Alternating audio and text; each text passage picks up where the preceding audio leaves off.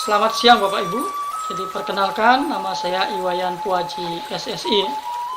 Jadi selama ini saya sering menulis mengenai self healing jadi di Facebook ya. Jadi dalam kesempatan ini saya akan berbicara langsung ya. Jadi tentang apa itu self healing, kenapa kita perlu belajar self healing seperti itu ya. Jadi self healing sesuai dengan namanya, self sendiri, healing adalah penyembuhan. Jadi di sini adalah penyembuhan diri. Jadi kenapa kita perlu belajar self healing? Jadi seperti kita ketahui, jadi bahwa yang bersama-sama dengan diri kita ini 24 jam full itu adalah diri kita sendiri ya. Jadi sudah pasti yang tahu persis bagaimana tubuh kita, perubahan setiap detiknya ya kita sendiri. Jadi akan sangat lebih bagus kalau kita sendiri tahu bagaimana menyembuhkan diri kita sendiri. Jadi mengembalikan keharmonisan dan kesempurnaan diri kita. Kemudian kalau kita berbicara atau kita menyerahkan tanggung jawab tentang kesehatan kita kepada orang lain, jadi misalnya kepada dokter, kepada praktisi-praktisi yang lain, jadi sudah pasti mereka hanya bisa menengok kita hanya beberapa saat seperti itu ya. Jadi saya ingin mengajak teman-teman, jadi marilah kita belajar jadi menyembuhkan diri kita sendiri. Karena kita tahu, jadi seperti apa yang saya sebutkan tadi, bahwa penyembuh yang terbaik itu adalah diri kita sendiri. Jadi saya ingin sedikit sharing jadi mengenai tubuh manusia secara menyeluruh, secara holistik. Jadi sesuai dengan yang saya dapatkan, jadi manusia pada intinya jadi terbagi menjadi 4 lapisan ya.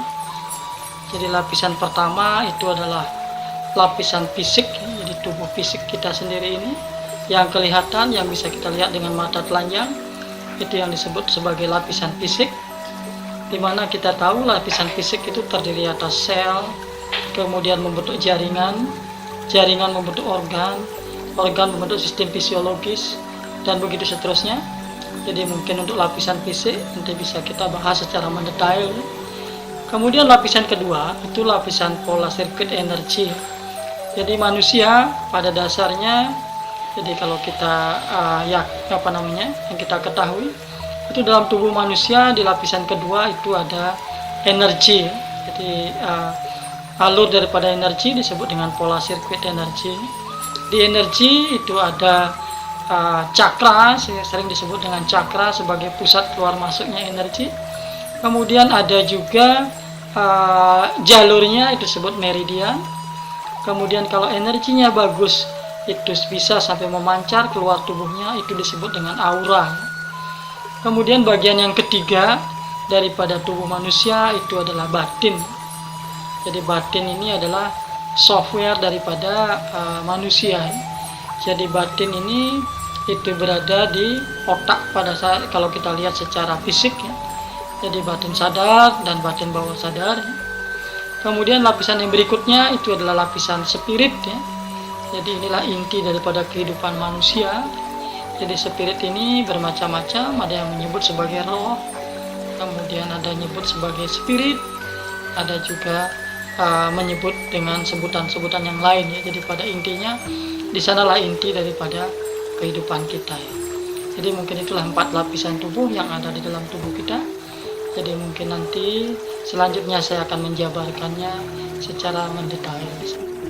Selanjutnya kita akan membahas apa yang dimaksud dengan sehat secara menyeluruh atau apa yang dimaksud dengan sehat secara holistik ya.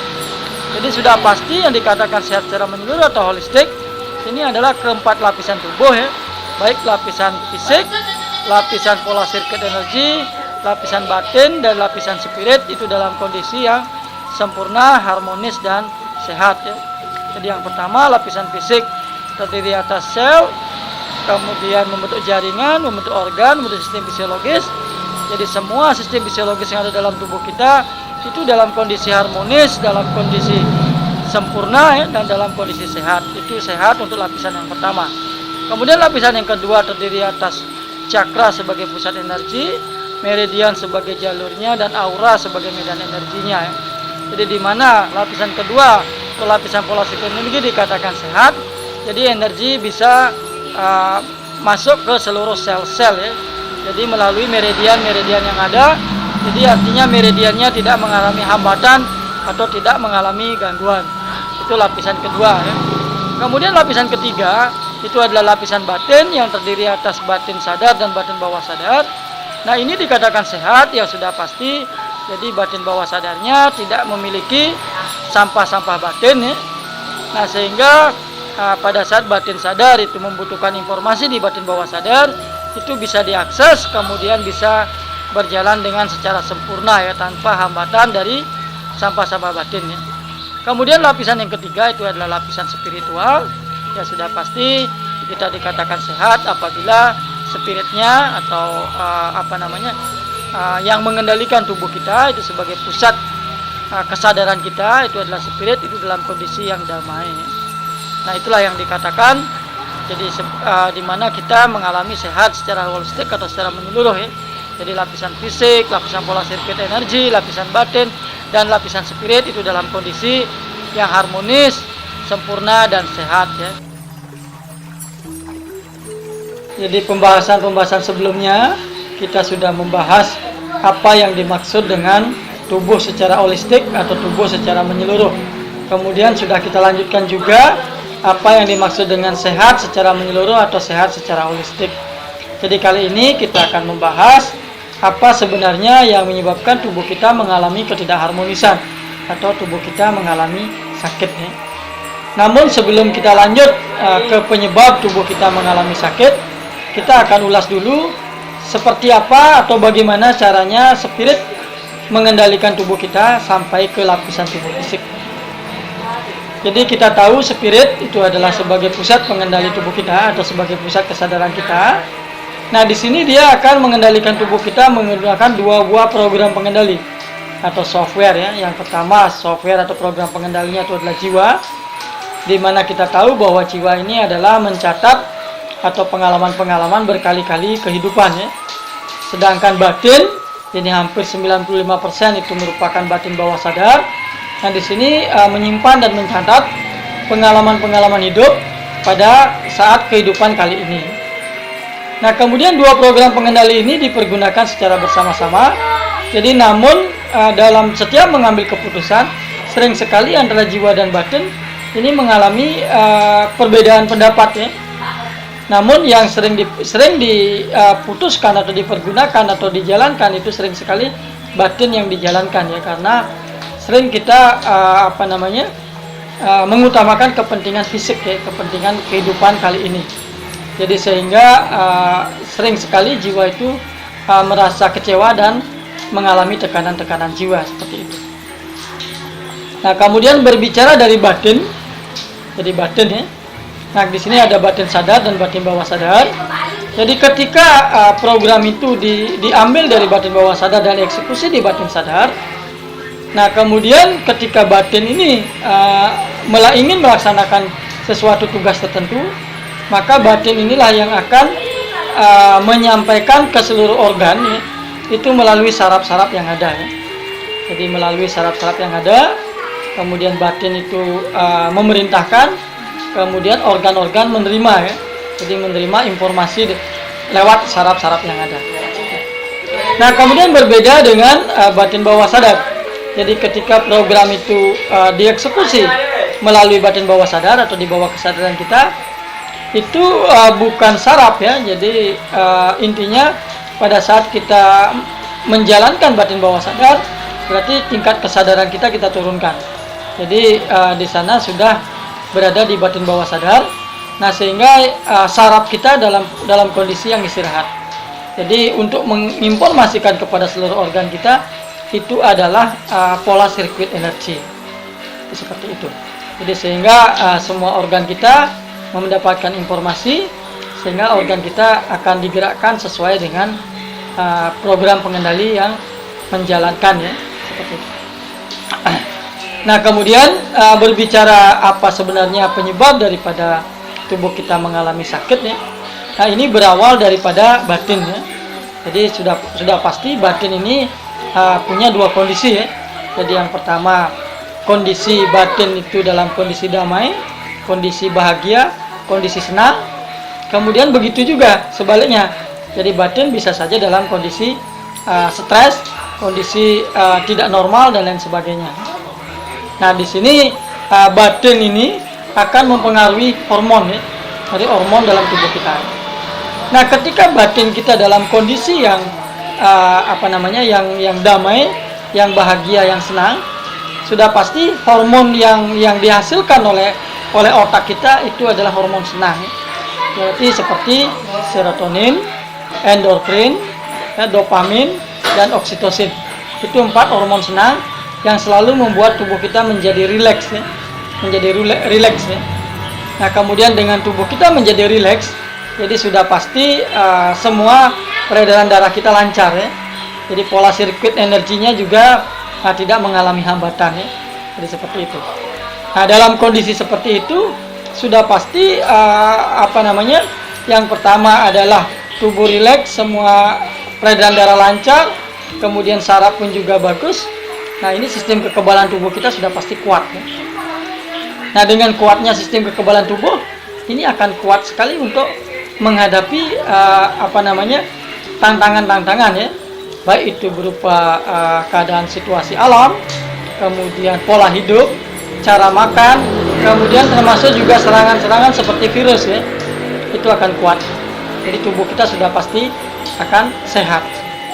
Nah, begitu sebaliknya, ketika tubuh batin kita dalam kondisi stres, dalam kondisi tidak normal, nah ini sebaliknya. Jadi saraf kita juga akan menyampaikan kepada organ kita dalam kondisi tidak normal. Jadi jantung menjadi deg-degan, napas menjadi tersengal-sengal, dan lain sebagainya. Kemudian otak kita akan menghasilkan hormon stres ya, atau sering disebut dengan hormon kortisol. Jadi hormon inilah yang akan menyebabkan tubuh kita mengalami ketegangan ya.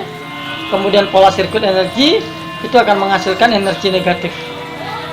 Ya sudah pasti peredaran darah kurang bagus, pola sirkuit energi pun juga kurang bagus, sehingga tubuh kita menjadi lemah ya. Jadi daya tahan tubuh kita menjadi lemah. Nah, karena lemahnya daya tahan tubuh inilah yang menyebabkan kita akan mudah sekali. Jadi apabila pola makan kurang bagus, kemudian situasi keadaan lingkungan kurang bagus, kemudian ada virus dan lain sebagainya, inilah penyebab kita menjadi sakit. Jadi kesimpulannya, jadi apa yang menyebabkan kita sakit itu adalah 2 kondisi ya. Jadi satu adalah kondisi batin, yang kedua adalah kondisi dari luar ya. Jadi kondisi eksternalnya. Jadi apabila dalam kondisi batin kita yang tidak bagus, otomatis menyebabkan daya tahan tubuh kita lemah, ini mendapat serangan, pola makan kurang bagus, gaya hidup kurang bagus, kemudian dapat serangan virus dan lain sebagainya, maka jadilah tubuh kita sakit. Nah, begitu sebaliknya ya, apabila kondisi batin kita dalam keadaan yang damai atau senang, sudah pasti daya tahan tubuh kita sehat. Jadi ketika mendapat serangan, tubuh kita masih bisa menghadapi, sehingga tubuh kita tetap sehat. Jadi di video-video sebelumnya saya sudah membahas apa yang dimaksud tubuh secara holistik atau secara menyeluruh. Kemudian saya juga sudah membahas apa yang dimaksud dengan sehat secara holistik atau secara menyeluruh. Kemudian saya pun juga sudah membahas apa penyebab tubuh kita mengalami ketidakharmonisan atau ketidaksehatan, atau sering kita sebut sebagai sakit ya. Kemudian dalam ulasan kali ini, jadi saya akan mengulas jadi bagaimana cara kita untuk mengembalikan keharmonisan atau kesehatan tubuh kita dengan cara penyembuhan diri atau sering disebut dengan self healing ya. Nah, sebelum kita berbicara self healing, jadi di sini saya sampaikan bahwa dengan menggunakan self healing, jadi bukan berarti kita meniadakan dokter atau meniadakan penyembuh alternatif yang lain ya. Nah, hanya saja di sini kalau saya andaikan sebuah pohon ya, sebuah pohon yang sedang layu atau sedang mengalami sakit. Nah, di sini dokter maupun penyembuh alternatif di sini bertugas untuk menyirami ya. Kemudian keluarga, nah di sini juga ikut serta, jadi memberikan andil. Jadi dia sebagai lahan ya, sebagai pupuk yang subur untuk memberikan motivasi. Nah, kemudian yang menentukan Jadi pohon itu bisa tumbuh subur kembali, itu adalah akar dan batang ya, yaitu adalah diri kita sendiri. Nah, makanya di sini sangat perlu sekali ya. Jadi kita belajar penyembuhan diri atau kita belajar self healing ya. Jadi sebelum kita berbicara self healing, jadi mari kita lihat bahwa antara manusia, jadi tubuh kita sendiri, itu dengan alam semesta, itu kalau kita lihat secara strukturnya itu hampir mirip ya. Jadi kalau kita lihat dari kadar airnya, kadar oksigen dan lain sebagainya. Jadi memiliki komposisi yang hampir sama ya. Nah, makanya sudah pasti, nah kita hidup di alam ini, kita mesti hidup selaras dengan alam ya. Jadi berbicara hidup selaras dengan alam, jadi bagaimana kita mampu jadi menggunakan energi yang ada ya, jadi energi alam semesta itu kita pergunakan di dalam tubuh kita. Nah, begitu juga sudah pasti kita mesti merawat alam dan beserta isinya. Nah, kemudian kita pun juga wajib mengembalikan jadi energi yang dimiliki oleh alam semesta. Nah, kemudian bagaimana cara kita jadi kita bisa memanfaatkan energi alam? Nah, itu ada beberapa jadi langkah jadi agar kita bisa memanfaatkan, kemudian merawat, kemudian juga bisa mengembalikan energi alam jadi untuk kesempurnaan atau mengembalikan kesempurnaan daripada tubuh kita. Oke, jadi yang pertama, karena kita berbicara mengembalikan tubuh kita secara holistik atau secara menyeluruh, sudah pasti kita tidak terlepas dari 4 lapisan tubuh kita ya. Jadi yang pertama itu adalah fisik ya. Jadi kita tahu fisik terdiri atas sel, kemudian membentuk jaringan, membentuk organ, membentuk sistem fisiologis. Jadi kalau kita ingin mengembalikan keharmonisannya, jadi sudah pasti kita adalah mengembalikan keharmonisan jadi sistem fisiologis kita ya. Jadi sistem fisiologis ini bisa kita kembalikan itu dengan cara melakukan gerak ya. Jadi setiap hari itu sudah semestinya jadi agar seluruh sistem fisiologis itu berfungsi dengan baik dan menghasilkan hormon-hormon atau apapun yang dibutuhkan oleh tubuh kita, itu mesti kita melakukan gerak. Jadi gerak yang kita lakukan tidak mesti kita harus berolahraga ya, seperti atlet dan lain sebagainya. Jadi dengan kita melakukan kebiasaan sehari-hari, jadi dengan melakukan kebersihan di rumah, dengan menyapu lantai, kemudian dengan cuci piring dan lain sebagainya. Jadi itu sudah bisa kita katakan gerak.